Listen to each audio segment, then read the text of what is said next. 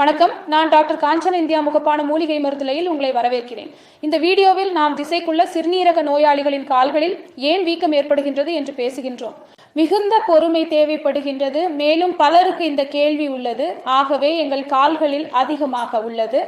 ஆகையால் இன்றைக்கு நாம் இந்த தலைப்பில் பேசுவோம். முதலில் பேராக பார்ப்பது உள்ளிட்ட முதுகு அல்லது முகத்திற்கு அல்லது கண்கள் கீழே உள்ளது.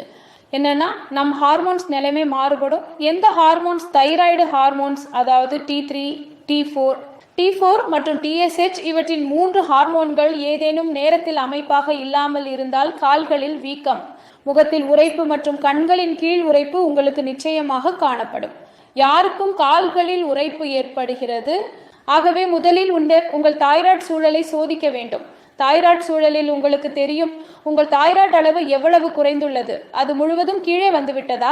இதனிடம் உயரம் செல்லல, அதனால் அவங்க அதன் பேராக உள்ளார்கள். சூழல் அடித்தல் வருகின்றது. ஆகவே சூழல் அடித்தல் எனப்படும் நிலை ஆயிரம் வேறு காரணங்களால் உங்களுக்கு வருகின்றது. அதை நாம் அடுத்த வீடியோவில் பார்ப்போம். இன்றைய வீடியோவில் நாம் அனைத்தும் உங்களுக்கு பேசுவோம். இதை வேறு வகைகளாக குறிப்பிடுவது, அது முடிவில் வேறு வகையை என்ன சொல்லுகிறது.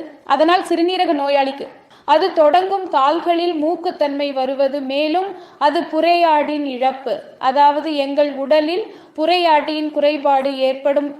எங்கள் இரத்தத்தில் உள்ள நீர் அளவு புற்றுதலைகள் மூலம் சமநிலையில் இருக்கின்றது. ஏனெனில் அவற்றின் முக்கிய பங்கு இருக்கின்றது. நாம் நமது குதிரை வாகனத்தில் நீரை பாதுகாக்க வேண்டும். புரையாட்டின் குறைபாடு உள்ளதுன்னா அவர்களுக்கு அதை எப்படி பராமரிக்க வேண்டும் என்று கொள்க. ஆகவே இரத்தத்திலே நீர் இருக்கும். அது எங்கள் இரத்த அளவு ஆகும். அது மிகவும் தனிமையாக ஆரம்பிக்கப்படும். ஏனெனில் புரதங்களின் குறைவு ஏற்படுகிறது. நமது இரத்தம் மிகுந்து குறைந்துவிடும். இதனால் நமது கால்களில் மற்றும் முகத்தில் சூழல் வந்து தொடங்குகின்றது. எந்த புரதத்தையும் இழக்கும் போது நாம் என்ன செய்வோம் என்று இரவு நாம் தூங்கும் போது அது எங்களுக்கு காண்பிக்கும் என்று நம் இரத்தத்தை உண்மையில் மெல்லிய பிளேடின் குறைவு காரணமாக நீர் நிரம்புகிறது மற்றும் முகத்திலும் முச்சுமுனை ஏற்படுவதை வித்தியாசமாக உண்மைப்படுத்துகிறது. மூன்றாவது பிரதேசத்தை பார்க்க வேண்டுமானால் அது சோடியம் மற்றும் பொட்டாசியம் என்பது நமக்கு எத்தனை உப்பு எடுக்கும் என்பது மற்றும் எந்த உப்பு பயன்படுத்துவது. இதனால் நமது உடலில் வீக்கம் ஏற்படுகிறது. அதாவது NaCl என்பதை நாம் அதிகமாக எடுக்கிறோம் என்றால், பொட்டாசியத்தின் அளவு சமநிலையில் இல்லை என்றால் நமது உடலில் உள்ள உருக்கம் நம்மிடத்தும் காணப்படும். பொட்டாசியத்தின் அளவுகள் அதிகரிக்கின்றன என்றால் அதுவும் நமது உடலில், அதாவது கால்களில், முகத்தில் மற்றும் கண்கள் கீழுள்ள உருக்கம் ஏற்படும் வாய்ப்புகள் அது அதிகரிக்கிறது. ஆகவே உங்கள் கண்கள் ஏன் சூழலடிக்கும் என்பதற்கான பேராண்மைகள் இப்போது வருகின்றன. நாம் அதை கட்டுப்படுத்த வேண்டுமானால் சிறுநீரக நோயாளியாக இருப்பதாக இருக்கின்றது.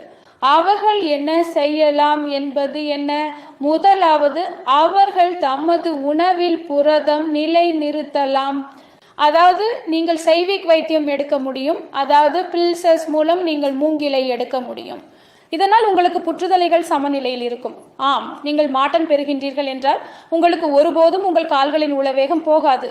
ஏனென்றால் அதில் அதிக அளவில் புரத பேனா உள்ளது. மேலும் உங்கள் கால்களில் மிகுந்த உளவேகம் ஏற்படுகின்றதாக இருக்கின்றதால் நீர் அளவு அதிக அளவுக்கு உங்கள் உடல் மூட்டை அதிகரிக்க முடியும். அது மிகுந்ததாக இருக்கும். யூரியா மற்றும் கிரேட்டின் உள்ளது. பொட்டாசியம், கல்சியம் இவற்றை அனைத்தும் உங்கள் சிறுநீர் வழியாக வெளியேற வேண்டும். அதனால் உங்கள் கால்களின் வீக்கம் மிகவும் கட்டுப்படுத்தப்படும். நுகரும் நாம் உண்மையில் பேசியது, அது நீங்கள் உப்பு என்பது அது சில மேல்மேற்றம் உள்ளது என்று கிட்டி நோயாளிகள் அவர்கள் உப்பு சாப்பிடுகின்றார்கள்.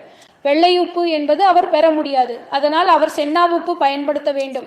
அது அதுக்கு மேல் சிறப்பாக இருக்கும். அதனால் உங்கள் அழைப்பான்மையும் கட்டுப்படுத்தப்படும் மற்றும் உங்கள் கால்களில் எந்த சூழல் வராது. இரண்டாவது, உங்கள் கருப்பு அழுத்தத்தை பாதுகாக்கவும் நீரிழிவு நோயாளிகளின் பிரச்சினை அதிக அளவுக்கு தீரும். இன்றைய வீடியோவில் அது மட்டுமே. அடுத்த வீடியோவில் உங்களுக்கு தொடர்ந்து சந்திப்பேன். யாரேனும் நீர்க்கல்லை நோயால் பாதிக்கப்பட்டால் அவர்களை இந்திய ஹோமியோபதி வரவேற்கின்றது. எங்கள் இந்திய ஹோமியோபதி மருத்துவத்திற்கு நீங்கள் அவர்களுடன் ஆன்லைனில் தொடர்பு கொள்ள முடியும். உங்கள் மருந்தை ஆன்லைனில் பெறலாம். நீங்கள் அதை கேட்கலாம். மேலும் நீங்கள் ஒரு மருத்துவமனையில் விசிட் செய்ய வேண்டுமானால் என் முன்பதிவை எடுத்து நீங்கள் மருத்துவமனையில் விசிட் செய்ய முடியும்.